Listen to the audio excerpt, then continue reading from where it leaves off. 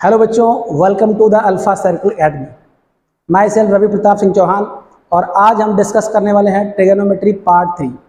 इसके पहले ट्रिगोनोमेट्री के 2 पार्ट आ चुके हैं जो बिल्कुल NTSC बेस्ड हैं। मतलब उसमें जो सिलेबस डिस्कस किया गया है वो बहुत ही डीप वे में डिस्कस किया है। मतलब जितना गहराई से हम उस सिलेबस को डिस्कस कर सकते थे उतना किया गया है और उससे बहुत सारे क्वेश्चन आपको मिलेंगे। तो चलो पार्ट 3 स्टार्ट करते हैं। आज हम लोगों ने डिग्री सिस्टम और रेडियन सिस्टम के बारे में पूरा डिटेल पढ़ लिया था और उसमें क्वेश्चन भी देखे थे कि डिग्री सिस्टम क्या होता है और रेडियन सिस्टम क्या होता है। और उसकी हमने प्रूविंग भी करी थी कि पाई रेडियन की वैल्यू 180 कैसे आती है, 180 डिग्री कैसे आती है ना। प्रॉपर प्रूविंग के थ्रू हमने देखा था। उसके बाद हमने क्या करा था, रेडियन टू डिग्री और डिग्री से रेडियन पे कैसे जाते हैं वो भी बताया था मैंने। अब आज उसके आगे डिस्कस करने वाले हैं। सबसे पहले जब हम उसके आगे और आते हैं तो फिर सबसे पहले हम ट्रिगोनोमेट्री वर्ड को देखते हैं, ठीक है।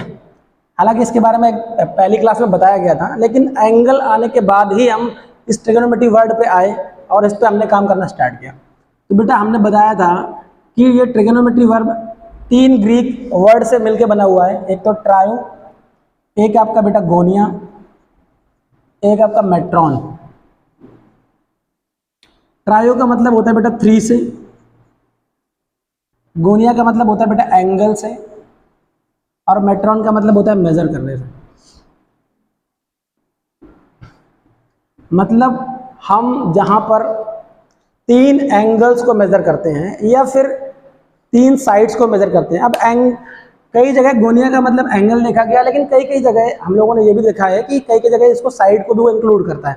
अब जाहिर सी बात है, हम एंगल का इस्तेमाल, ये 3 एंगल हमको कहाँ मिलते हैं बेटा? एक ट्रायंगल में। कहाँ मिलते हैं बेटा? एक ट्रायंगल में। और जो ट्रिगोनोमेट्री में बेसिकली यूज किया गया है वो यूज किया गया है राइट एंगल ट्रायंगल। मतलब जो हाइपरचस ने बताया था कि जो इसमें पूरा प्रोसीजर इसने किया था वो किया था बेटा किसमें? एक राइट एंगल ट्रायंगल पे। तो राइट एंगल ट्रायंगल पे बात करें तो बेटा यहाँ पे 3 एंगल आपको मिलते हैं। एक एंगल ये, एक एंगल ये मिलता है और एक एंगल ये मिलता है।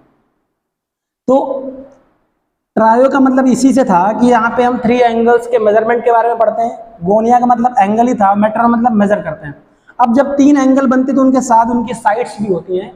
तो हम क्या करते हैं, अब हमारे पास साइड आ गई, मतलब ये साइड्स आ गई, ये तीनों साइड आ गई। तो अब हमारे पास एक डिफिनीशन यहाँ से मिल गई कि हम ट्रिगोनोमेट्री उसको बोलेंगे जहाँ पर एंगल्स और साइड के रिलेशन को पढ़ेंगे या फिर एंगल मेजर करेंगे या फिर साइड मेजर करेंगे, हम उसको क्या बोलेंगे? ट्रिगोनोमेट्री बोलेंगे। बात समझ में आ रही है? मतलब ट्रिगोनोमेट्री उसे कह सकते हैं जहां पर हम एंगल को मेजर करेंगे या फिर साइड को मेजर करेंगे या फिर एंगल और साइड के बिटवीन रिलेशन को देखेंगे। यही पूरे चैप्टर में आप देखेंगे और कुछ नहीं मिलेगा। अब और आगे बढ़ते हैं।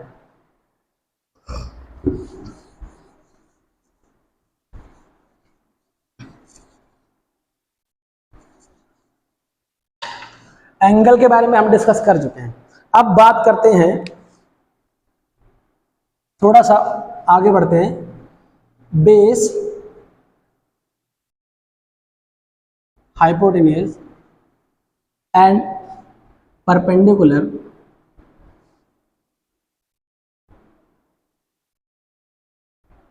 Of a triangle. अब हम कॉन्सेप्ट स्टार्ट करते हैं बिल्कुल बेसिक से। अभी हमने क्या समझा कि ट्रिगोनोमेट्री क्या होती है। अब हम बेसिक वे में सारे कॉन्सेप्ट स्टार्ट करेंगे, फटाफट देखते हैं।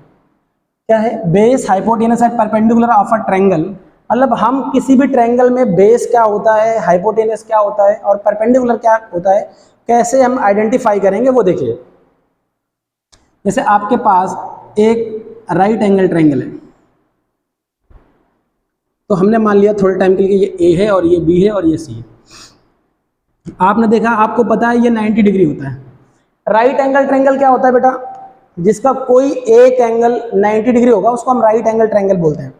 तो ये आपका राइट एंगल ट्रायंगल हो गया। तो उन्होंने बताया कि जो 90 की जस्ट अपोजिट साइड होगी बेटा, ये वाली, मतलब जो आपको टेढ़ी साइड मिलेगी, तिरछी सी साइड मिलेगी, और ये हमेशा 90 के अपोजिट मिलेगी बेटा। मतलब 90 के अपोजिट वाली साइड ऑलवेज बेटा क्या होगी? आपकी हाइपोटेनस होगी। क्या होगी बेटा? हाइपोटेनस। ये आपको थोड़ा समझना है कि किसी भी ट्रायंगल में हाइपोटेनस कौन सी साइड हो सकती है, परपेंडिकुलर कौन सी साइड हो सकती है और बेस कौन सी साइड होती है, वो समझना है। क्योंकि ये सबसे इंपॉर्टेंट कॉन्सेप्ट है, क्योंकि कई बार हम इनमें गलतियां करते हैं और छोटी छोटी गलतियां बड़ी हो जाती हैं। तो ये जो हाइपोटेनस है ये हमेशा 90 के अपोजिट ही रहेगा। बेटा आप कई बार ट्रायंगल आप ऐसे ही बना दोगे, जब आप ऐसे ट्रायंगल बनाओगे तब बेटा 90 के अपोजिट यही रहेगा आपका हाइपोटेनस। बात समझ में आ रही है? इतना समझ लो कि जो हाइपोटेनस है ना, मतलब एक सॉलिड इंसान है, मतलब वो अपनी जगह से हिलेगा ही नहीं, मतलब वो ऑलवेज आपको 90 के जस्ट अपोजिट ही मिलेगा। हिंदी में बात करें तो 90 के जस्ट सामने वाली साइड को हम कर्ण बोलते हैं या हाइपोटेनस बोलते हैं। ठीक है बेटा, मतलब ट्रायंगल में 3 साइड्स मिलेंगी और 3 साइड्स में जो साइड 90 के जस्ट सामने होगी या फिर 90 के जस्ट अपोजिट होगी बेटा, उसको हम हाइपोटेनस बोलेंगे। और वो सॉलिड है, मतलब अपनी जगह से कभी हिलेगा नहीं वो। ठीक है, तो हम हाइपोटेनस इजीली पहचान सकते हैं। क्लियर? आगे बढ़ते हैं। अब थोड़ा सा यहाँ पे देखना है, हम हाइपोटेनस तो समझ गए, क्या करना है बेटा कि हम परपेंडिकुलर और बेस को कैसे पहचानें, क्योंकि बेटा परपेंडिकुलर और बेस आपस में इंटरचेंज कर सकते हैं। मतलब वो आपस में, दो लोग ऐसे होते हैं जो सॉलिड नहीं होते हैं, मतलब वो आपस में अदला बदली कर लेते हैं, मतलब हम आपके प्लेस में और वो हमारे प्लेस में, ऐसा वो करते हैं। और कब करते हैं, कैसे करते हैं, वो डिस्कस कर लेते हैं। क्या? अब हम जैसे हमने ये एंगल कंसीडर किया, एंगल ए, और हमने इसको थीटा लेट किया। अच्छा थीटा क्या है बेटा? थीटा एंगल का एक सिंबल है, मतलब एंगल को सिंबॉलिक फॉर्म में डिनोट करने के लिए करीब ग्रीक लैंग्वेज में जाएंगे तो करीब 250 सिंबल्स हैं जिनका इस्तेमाल हम करते हैं मैथ्स में एंगल्स को डिनोट करने के लिए, जिनको हम जानते हैं अल्फा, बीटा, गामा या थीटा आपने सुना होगा। बहुत सारे सिंबल्स हैं। फाई आपने सुना होगा, नीटा आपने सुना होगा, लोटा भी है साई भी है। ऐसे बहुत सारे ग्रीक सिंबल्स पाए जाते हैं बेटा, जिनको हम एंगल्स को डिनोट करते हैं जिनके माध्यम से। ठीक है, तो थीटा आप लोग ज़्यादा परिचित हैं, तो इससे हम आपको रूबरू कराते हैं। क्या बेटा कि ये आपका थीटा है। अब हमने एंगल कौन सा कंसीडर किया है बेटा, ये आपको याद रखना है। हमने एंगल कंसीडर किया ए। अब कई बार टीचर एंगल कंसीडर नहीं करता है, वो बोलेगा ए, केवल ए की बात कर रहे हैं हम, इस ए की बात कर रहे हैं। तो आप सुनो, जैसे हमने एंगल ए कंसीडर किया, तो याद रखना जिस एंगल को आप कंसीडर करोगे ना, उसके just opposite side always perpendicular होगी बेटा। क्या होगी? परपेंडिकुलर। जैसे हमने इस जगह पे एंगल ए कंसीडर किया, तो साइड ये वाली परपेंडिकुलर होगी और ये वाली बेस होगी। बात समझ में आ रही है? मतलब ए एंगल के रेस्पेक्ट में हम काम करेंगे तो जस्ट इसके अपोजिट साइड, मतलब हिंदी में बात करें इसके सामने वाली साइड परपेंडिकुलर होगी और जो बची हुई एक साइड होगी वो बेस बन जाएगी। जब हमने ए एंगल को कंसीडर किया तब इसकी जस्ट अपोजिट, इस एंगल की जस्ट अपोजिट बेटा क्या? परपेंडिकुलर, और ये आपका बेस बन जाएगा। अब यदि हम इस बार ए एंगल को कंसीडर ना करें, अब हम इस बार एंगल सी के रेस्पेक्ट में काम करेंगे, तब इसकी अपोजिट साइड बेटा ये होगी और तब ये बन जाएगा परपेंडिकुलर और ये बन जाएगा बेटा बेस। क्या बन जाएगा बेटा? बेस। बात समझ में आ रही है? चलो, जैसे मान लेते थोड़े टाइम के लिए कि आपका ये 5 यूनिट है, ये 7 यूनिट है। अब अभी हमने साइन के बारे में आपको बताया नहीं, लेकिन हम साइन ले रहे हैं। ठीक है, साइन क्या होता है हम इसके बारे में बताएंगे, ये रेशियो 6 क्यों हुए, इनके सारे रीजंस हैं, हम आपको बताते हैं। अब जैसे हमने लिया साइन ए, साइन ए का रेशियो होता है परपेंडिकुलर अपॉन हाइपोटेनस। बेटा ए एंगल कंसीडर किया हमने, कौन सा एंगल? ए वाला एंगल। ये फार्मूला लर्न कर लो थोड़ी देर के लिए, अभी इसके बताते हैं कि ये फॉर्मूले कैसे आए हैं। ए एंगल कंसीडर किया, इसके रेस्पेक्ट में परपेंडिकुलर बेटा क्या होगा? 5 होगा, तो 5 को ऊपर रखना है। और हाइपोटेनस बेटा क्या है, यहाँ पे मान लो कुछ भी है 4 है, तो आप यहाँ पे 4 लग दो। ठीक है, बेस आपका कौन होगा बेटा? ये आपका बेस होगा। बात समझ में आ रही है? अब जैसे हम मान लो इस बार एंगल सी कंसीडर करते हैं, मतलब हमने इस बार बेटा ऊपर वाला एंगल कंसीडर कर लिया सी, तो अब चेंज होगा क्या? इस बार सी के जस्ट अपोजिट साइड ये बेटा बन जाएगी क्या? परपेंडिकुलर, और ये बन जाएगा बेटा बेस। तो इस बार परपेंडिकुलर कितना आएगा? 7, और हाइपोटेनस तो वही रहती है 4। इतना याद रखना है। जो एंगल कंसीडर करोगे या जिस एंगल के रेस्पेक्ट में हम काम कर रहे होंगे ट्रायंगल में, उसकी जस्ट अपोजिट साइड परपेंडिकुलर होगी, बस इतना याद रखना है। और बची हुई जो एक साइड बचेगी वो बेस हो जाएगी आपकी। और हाइपोटेनस सॉलिड होता है, वो चेंज होता ही नहीं है। ठीक है, आई होप ये कॉन्सेप्ट आप समझ गए होंगे। अब आगे बढ़ते हैं, रेशियोज के बारे में बात करते हैं।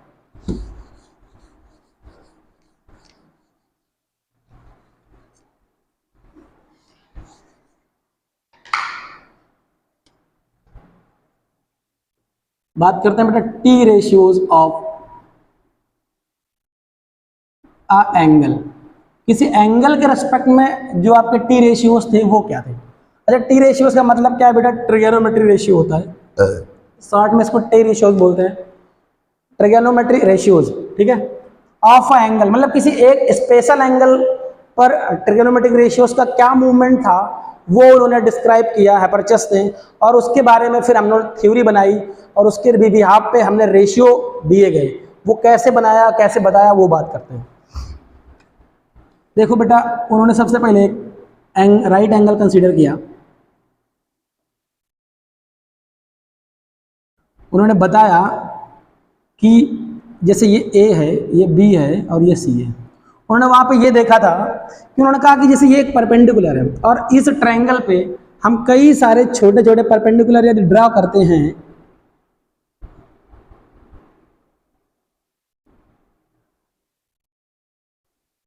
और इनको चलो नाम देते हैं, थोड़ा सा नेमिंग कर देते हैं। ये आपका बी है, ये सी है, ये डी है, ई है, एफ है, ये जी है, एच है, आई है, जे है, के है। देखो, उन्होंने ये बताया कि कोई एक ट्रायंगल लिया और हम मान लिया यहाँ पर एंगल ए के रेस्पेक्ट में काम कर रहे हैं। मतलब जो एंगल कंसीडर किया है वो ए कंसीडर किया है, और एक स्पेशल एंगल को कंसीडर करते हुए एक चीज़ उन्होंने देखी क्या, कि जब हमने किसी एक बड़े ट्रायंगल के कई छोटे छोटे टुकड़े कर दिया, मतलब कई हमने परपेंडिकुलर ड्रॉ किए, तो जो बड़े वाले ट्रायंगल के रेशियोज थे वो छोटे वाले ट्रायंगल के रेशियोज के इक्वल आने लगे बेटा। क्या आने लगे? इक्वल आने लगे। अब देखो कैसे। उन्होंने ए बी सी, एक सबसे बड़ा ट्रायंगल आपके पास ए बी सी, यदि हम देखें तो इसका परपेंडिकुलर क्या है बेटा? बी सी है। परपेंडिकुलर लिया उन्होंने पहले, और फिर जैसे मान लो दूसरा रेशियो ले लिया हमने बेस का, परपेंडिकुलर अपॉन बेस। इसका परपेंडिकुलर बी सी और इसका बेस ए बी, बड़े वाले ट्रायंगल का। देन सबसे छोटा ट्रायंगल देखो यहाँ पे क्या है बेटा? सबसे छोटा ट्रायंगल आपको दिख रहा होगा A B ji. A B जी में इसका परपेंडिकुलर क्या है बेटा? बी जी, और इसका बेस क्या है? क्या है बेटा यहाँ पे? ये बेटा इसको थोड़ा सा बी डैश मान लेते हैं ना, ये आपके, क्योंकि बी यहाँ ऑलरेडी कर चुके हैं, ऑलरेडी बी डैश मान लेते हैं। तो इसका जो बेस मिलेगा वो आपको मिल गया ए बी डैश। क्या मिल गया बेटा? A B dash. मतलब उन्होंने ये देखा कि जो बड़े वाले ट्रायंगल का बेस और परपेंडिकुलर का रेशियो था वो छोटे वाले ट्रायंगल के बेस और परपेंडिकुलर के रेशियो के आपस में इक्वल आने लगे बेटा, इक्वल आ रहे थे। और उन्होंने क्या देखा, चलो ये वाला कंसीडर किया, उन्होंने कहा ये वाला कंसीडर किया, हम अगला कंसीडर करते हैं। मतलब ए सी एच को कंसीडर किया, तब भी देखा कि जो बेस था इसका ए सी और इसका जो परपेंडिकुलर, ये जो आपने परपेंडिकुलर, पहले परपेंडिकुलर ले रहे हैं ना भाई, पहले परपेंडिकुलर ये लिया आपने सी एच, और बेस क्या इसका ए सी, वो भी आपस में क्या आ रहा था? इक्वल आ रहा था। मतलब उन्होंने एक चीज देखी, यदि किसी एक स्पेशल एंगल को कंसीडर करते हैं तो वहां पे यदि हम उनके छोटे छोटे या कई सारे छोटे छोटे परपेंडिकुलर ड्रॉ करें या आगे भी परपेंडिकुलर को बढ़ाते जाएं, तो बेस और परपेंडिकुलर का रेशियो या परपेंडिकुलर या बेस का रेशियो आपस में इक्वल आ रहा था। तो उन्होंने कहा कि अब हम इन रेशियोज को नेम देंगे, क्योंकि ये खास रिलेशन शो कर रहे हैं, इस बिहाफ पे हम इनको क्या देंगे? नेम देंगे। और वो नेमिंग उन्होंने करनी स्टार्ट करी, वो देखते हैं बेटा। उसमें क्या था, जैसे हमने आपको बताया अभी कि ये परपेंडिकुलर अपॉन बेस का रेशियो इस परपेंडिकुलर अपॉन बेस का रेशियो के इक्वल आया, ये परपेंडिकुलर अपॉन बेस भी उसके इक्वल आ रहा, मतलब रेशियो सब इक्वल आ रहे थे बेटा। इसलिए उन्होंने एक रिलेशन दिया बेटा। उसी रिलेशन के बारे में हम लोग अभी तक ट्रिगोनोमेट्री में पढ़ रहे हैं। वो रिलेशन क्या थे देखो।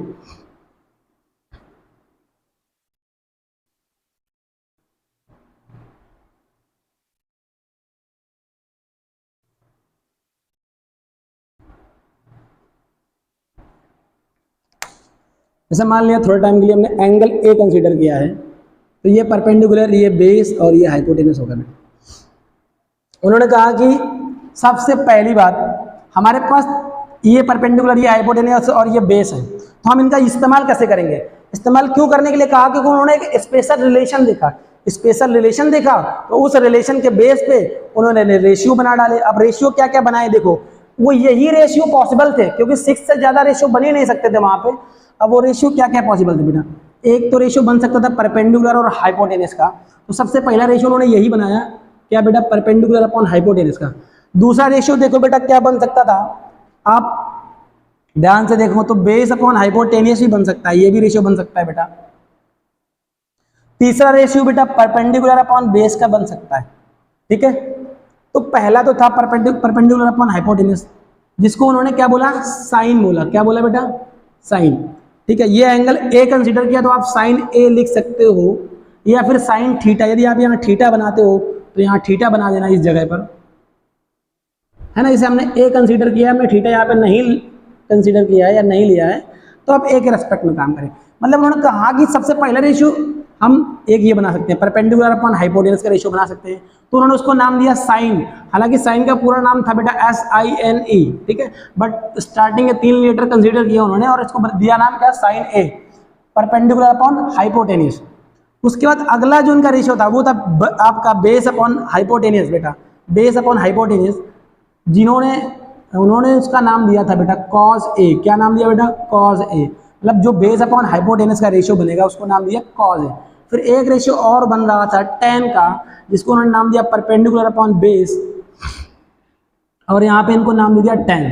अब उनके दिमाग में आया ये 3 से ज्यादा रेशियो बन ही नहीं सकते हैं, उनके दिमाग में यही चल रहा था कि भाई 3 से ज्यादा रेशियो किसी भी ट्रायंगल बन नहीं सकते हैं। लेकिन उनके दिमाग में एक चीज और आ गई कि 3 तो ये हो गए सीधे सीधे, अब चाहे तो इनको हम अपोजिट भी कर सकते हैं, मतलब हम उनको उल्टा भी कर सकते हैं। यदि उनको उल्टा करेंगे तो 3 रेशियो और मिल जाएंगे, मतलब यदि इनका रेसिप्रोकल करते हैं तो 3 तो ये सीधे सीधे जो मैंने निकाले और 3 इनका रेसिप्रोकल करते हैं तो 6 हो जाएंगे टोटल। तो साइन का उन्होंने रेसिप्रोकल करा और उसका नाम दिया बेटा कॉसेक ए, और इसका रेसिप्रोकल किया तो हाइपोटेनस अपॉन परपेंडिकुलर। ऐसे ही बेटा कॉस का रेसिप्रोकल किया तो उन्होंने इसको कंसीडर किया क्या, हाइपोटेनस अपॉन बेस, और उसके बाद tan ए का रेसिप्रोकल किया, इसको बोला कॉट ए, क्या बोला, कॉट ए, और इसका जो रेशियो आया वो आएगा बेस अपॉन परपेंडिकुलर। ये 6 रेशियो हो गए बेटा, और 6 रेशियो ही इसीलिए आपके ट्रिग्नोमेट्री में हैं क्योंकि बेटा किसी भी राइट एंगल ट्रायंगल में आपको 3 ही रेशियो मिलते हैं देखने को, वो जो उन्होंने देखे थे 3 सीधे और 3 उल्टे, इसलिए टोटल 6 रेशियो ही मिलेंगे आपको, 7 इसीलिए नहीं मिले बेटा, उसका रीजन यही था, ठीक है बेटा। अब कई बार इनके कंप्लीट नेम पूछता है तो देख लो फटाफट। साइन का कंप्लीट नेम क्या होता है बेटा, SINE। कॉस का कोसाइन होता है बेटा, tan का टेंजेंट होता है, आप कॉसेक का देखते हैं तो इसका कॉसेकेंट होता है, और ये सेकेंड होता है बेटा इसका, और इसका बेटा कोटेंजेंट होता है।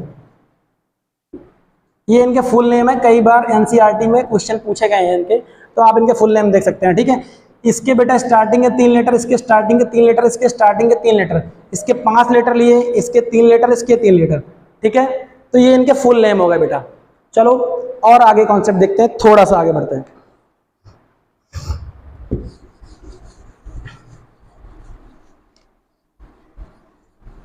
अब क्या कर रहे हैं, टी रेशियोस आप एंगल जो आपको मैंने बताए हैं इनकी ट्रिक बताते हैं ना, सब लोग आपको ट्रिक बताते हैं, वो देख लो, है ना।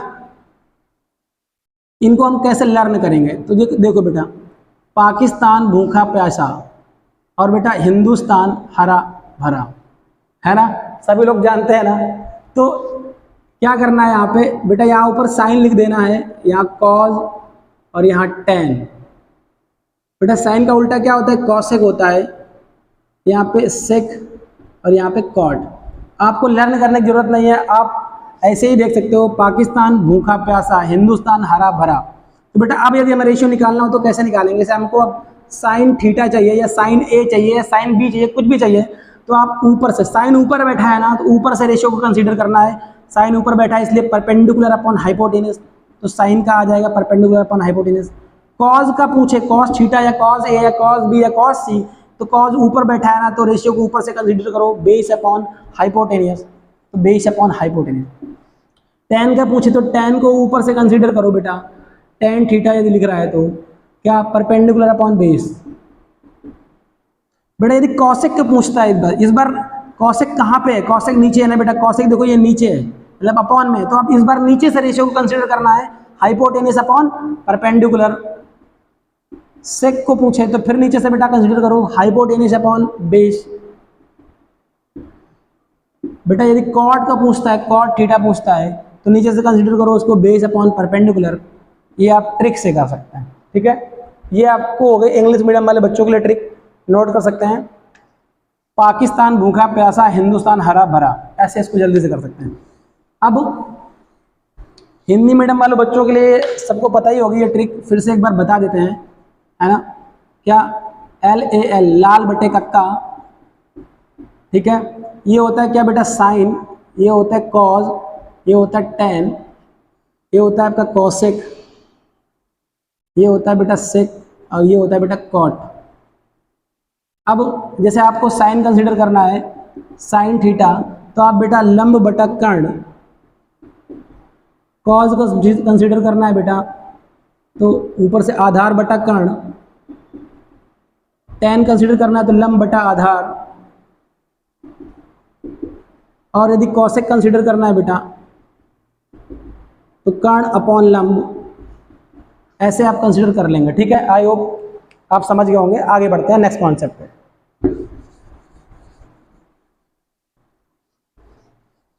इसका नेक्स्ट कॉन्सेप्ट है रेसिप्रोकल रिलेशन। क्या है रेसिप्रोकल रिलेशन?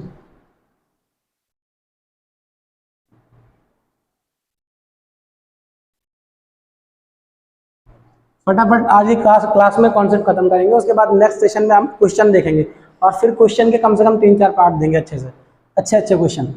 अब रेसिप्रोकल रिलेशन का क्या फंडा है वो देख लो, ये भी बहुत यूज होते हैं। अभी हमने सारे रेशियोज पढ़े हैं, तो रेशियोज को ही मिक्स करके बनाया गया है। एक तो बेटा आपने पढ़ा होगा sine theta is equal to 1 upon cosec theta, cos theta is equal to 1 upon sec theta, tan theta is equal to 1 upon cot theta. ये रेसिप्रोकल रिलेशन है। अभी यदि आप बात करो कॉसेक थीटा की, तो बेटा ये भी बोल सकते हो आप 1 upon sine theta. Sec theta का रेसिप्रोकल हो जाएगा आपका 1 अपॉन कॉस थीटा। इनका इस्तेमाल करते हैं फॉर्मूलों जब हम क्वेश्चन सॉल्व करते हैं तो वहाँ पे इनका इस्तेमाल करते हैं। Cot theta is equal to 1 upon tan theta. अभी ये रेशियोज कैसे बना दिया इन लोगों ने वो देख लो, कि हमने sine theta is equal to 1 upon cosec theta कैसे रखा। बहुत ही ईजी है कि हमने sine theta is equal to 1 upon cosec theta क्यों रखा, उसका रीज़न आपके सामने बहुत ईजी है। देखो ये कैसे बनाए गए, रेसिप्रोकल रिलेशन कैसे बनाए गए और क्यों बनाए गए, उसका देखो रीज़न बहुत ईजी है। देखो अभी हमने बताया था पाकिस्तान भूखा प्यासा, हिंदुस्तान हरा भरा, इसका हर जगह इस्तेमाल करेंगे हम लोग। Sine cos tan, cosec sec cot. सबसे पहली बात बेटा हम पहला ये जो आपका रिलेशन है रेसिप्रोकल रिलेशन, इसको प्रूव करते हैं कि ऐसा इन्होंने क्यों बनाया।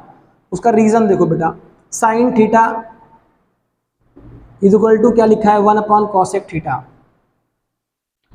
तो साइन थीटा क्या होता है बेटा, परपेंडिकुलर अपॉन हाइपोटेनियस होता है। तो यहाँ पे लिख दो LHS की तरफ, ये बेटा LHS है, ये RHS होता है। लेफ्ट हैंड साइड इसको राइट हैंड साइड बोलते हैं। तो यहाँ पे कंसिडर किया परपेंडिकुलर अपॉन हाइपोटेनियस, ये 1 लिखा है 1 लिख दो। कॉसेक थीटा बेटा क्या होता है, नीचे से देखो hypotenuse upon perpendicular, hypotenuse upon perpendicular, मतलब बेटा H के अपॉन में P है बट 1 के अपॉन में कोई नहीं है, तो कौन आएगा 1, ठीक है। इसका मल्टीप्लाई मिड में, इसका मल्टीप्लाई बाहर, तो बेटा क्या हो जाएगा P upon H is equal to, P ऊपर चला जाएगा 1 के साथ में, फिर से आ गया P अपॉन एच। दोनों तरफ देखो आप, P अपॉन एच इधर भी है, P अपॉन एच इधर भी है, मतलब LHS इज इक्वल टू क्या हो गया RHS। तो हम उस बेस पे क्या लिखते हैं बेटा, sine theta is equal to 1 upon cosec theta लिख देते हैं। इसीलिए ये रिलेशन इन्होंने बनाया, क्योंकि इक्वलिटी इनको दोनों तरफ दिख रही थी, ठीक है बेटा। इसी प्रकार सारे रिलेशन की प्रूविंग आप कर सकते हो या आइडेंटिफाई कर सकते हो, ठीक है। नेक्स्ट कॉन्सेप्ट पे बढ़ते हैं। भाई जिसको स्क्रीनशॉट लेना है वो ले सकता है फटाफट, ठीक है।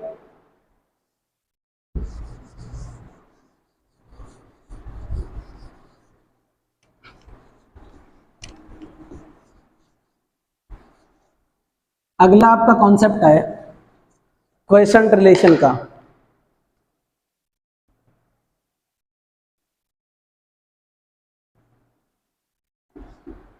अगला कॉन्सेप्ट है बेटा आपका क्वेशंट रिलेशन का। ये क्या होता है उसके बारे में देख लो बेटा। 2 ही 3 फार्मूले होते हैं इसके।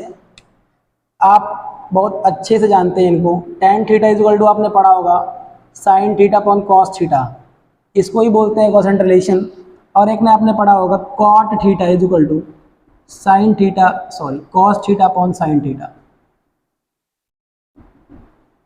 ये पढ़े होंगे बेटा। ये होते हैं कोसेंट रिलेशन। अब इनका भी आप डिराइव कर सकते हैं इजीली। जैसे tan theta equal to sine theta upon cos theta होता है, cot theta equal to cos theta upon sine theta होता है। हम जितने भी आइडेंटिटी बेस्ड क्वेश्चन होते हैं ना, उस पर सबसे ज़्यादा इस्तेमाल होते हैं ये दोनों फॉर्मूले, सबसे ज़्यादा तो इसका इस्तेमाल होता है। ठीक है, इसका भी कर लेते हैं हम कहीं कहीं। तो इस आइडेंटिटी बेस में ये बेसिक फार्मूले हैं, ये ज़रूर से ज़रूर इस्तेमाल होते हैं बेटा। तो आइडेंटिटी बेस्ड क्वेश्चन के लिए क्वेश्चन रिलेशन बनाया गया, और कैसे बनाया गया वो देख लो बेटा। वही आपको जो मैंने बताया है, पाकिस्तान भूखा प्यासा, हिंदुस्तान हरा भरा, ये साइन है बेटा, ये कॉस और ये टेन। टेन देखो बेटा, ये टेन ये LHS है, LHS is equal to RHS। हम इसको मानते हैं कि ये RHS है। इन्होंने क्या LHS इक्वल टू RHS दिखाया, टेन थीटा को साइन थीटा अपन कॉस थीटा के इक्वल दिखाया। क्यों दिखाया देखो बेटा, टेन थीटा क्या होता है बेटा, परपेंडिकुलर अपॉन बेस होता है। तो हम यहाँ पे लिख देते हैं परपेंडिकुलर अपॉन बेस। बेटा साइन थीटा क्या होता है, ऊपर साइन थीटा लिखा है ना, तो साइन थीटा क्या होता है, साइन थीटा होता है परपेंडिकुलर अपॉन हाइपोटेनस। तो यहाँ लिख देंगे परपेंडिकुलर अपॉन हाइपोटेनस। फिर बेटा अपॉन का साइन है, अपॉन का साइन। कॉस थीटा क्या होता है बेटा, बेस अपॉन हाइपोटेनस। तो यहाँ लिख देंगे बेटा बेस अपॉन हाइपोटेनस। बेटा आपको पता है मिड का मल्टीप्लाई होता है और आउटर का होता है। Perpendicular upon base is equal to, ये h ऊपर पहुँच जाएगा p के पास, p इंटू एच, और ये बेटा क्या h इंटू बी। अब आप देखेंगे h से h कैंसिल आउट हो जाएगा, और ये आपका जो LHS में था परपेंडिकुलर अपॉन बेस वो ऐसे ही चल रहा है, और बचा क्या परपेंडिकुलर अपॉन बेस। देखो आपको दोनों तरफ परपेंडिकुलर अपॉन बेस दिख रहा है ना, इसलिए उन्होंने tan theta equal to sine theta upon cos theta बना दिया। और इसी प्रकार से कॉट थीटा की भी आप प्रूविंग कर सकते हैं। ठीक है भाई, तो देख सकते हैं आप कि इनका डिराइव क्या था और कैसे इन्होंने किया और कैसे रिलेशन बनाए। चलो नेक्स्ट कॉन्सेप्ट में बढ़ते हैं, ये आप नोट कर लें। एक इंपॉर्टेंट कॉन्सेप्ट और देखते हैं।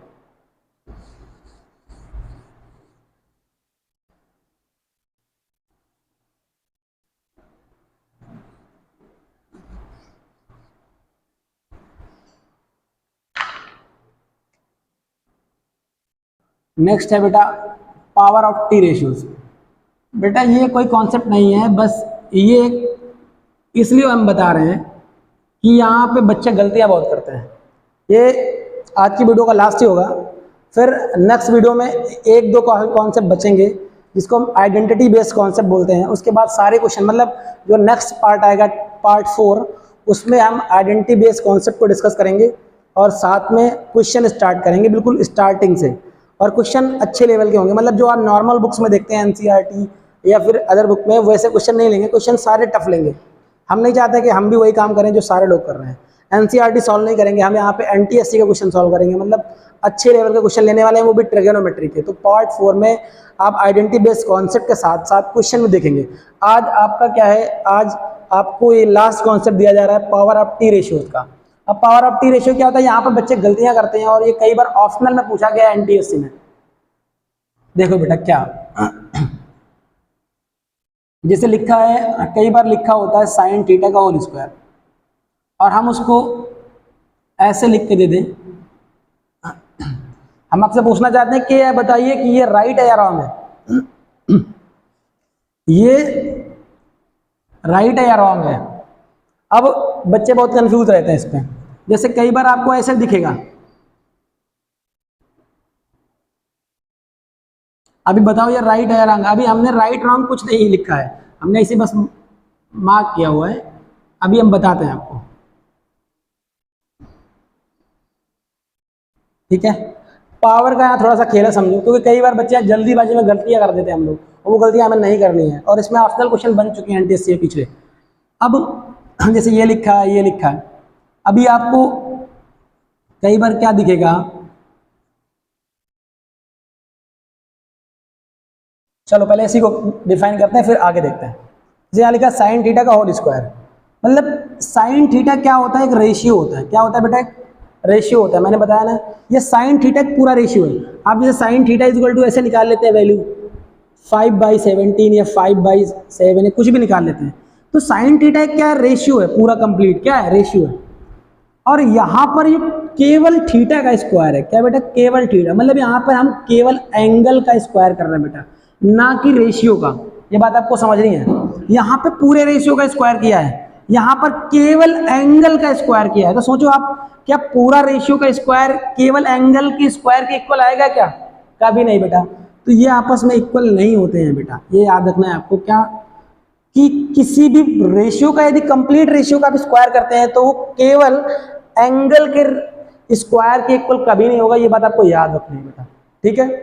अब नेक्स्ट, जैसे यहाँ पे साइन स्क्वायर थीटा लिखा हुआ, आपको पता है कि हम साइन थीटा का यदि स्क्वायर करते हैं, मतलब होल स्क्वायर, साइन थीटा का होल स्क्वायर लगा हुआ है, यदि इसका स्क्वायर करेंगे तो हम ये लिख सकते हैं, इसको हम ये लिख सकते हैं बेटा, ये लिख सकते हैं। बट इसको आप ये नहीं लिख सकते हैं, ये आपको याद रखनी है। क्योंकि फिर से आप देखो, यहाँ पर रेशियो का स्क्वायर है, साइन थीटा का कंप्लीट स्क्वायर है, लेकिन फिर से यहाँ पर क्या है बेटा? केवल थीटा का स्क्वायर, ओनली थीटा का स्क्वायर है। मतलब कंप्लीट रेशियो का स्क्वायर कभी भी केवल थीटा के स्क्वायर के या केवल एंगल के स्क्वायर के इक्वल नहीं होता है। ये बात आपको याद रखनी है। बात समझ में आ रही है? जैसे अब आपको मिल जाता है, हो सकता है आपको दे दिया जाए कॉस थीटा की पावर 3 और ऐसे मिल जाए आपका कॉस क्यूब थीटा। अब बोले कि आप बताओ कि ये राइट है या रॉन्ग है, तो बेटा आपको याद रखना ये रॉन्ग है, मतलब ये आपस में इक्वल नहीं हो सकते हैं, क्योंकि बेटा यहाँ थीटा का क्यूब है और यहाँ पे पूरे स्क्वायर का, सॉरी पूरे रेशियो का क्यूब है। इसको हम ऐसे भी लिख सकते हैं बेटा, ये दोनों तो इक्वल है बेटा, बट ये इसके इक्वल नहीं है, ये इसके इक्वल नहीं है बेटा, याद रखना। क्योंकि यहाँ भी पूरे रेशियो का क्यूब हुआ है, बट इधर केवल एंगल का क्यूब हुआ है, ठीक है। ये आप कॉन्सेप्ट देख सकते हैं। आई होप आप समझ गए होंगे, जिसको स्क्रीनशॉट लेना है ले सकता है। आज की क्लास इतनी ही। नेक्स्ट क्लास में हम आइडेंटिटी बेस्ड कॉन्सेप्ट को समझेंगे और क्वेश्चन लेंगे। Thank you all of you.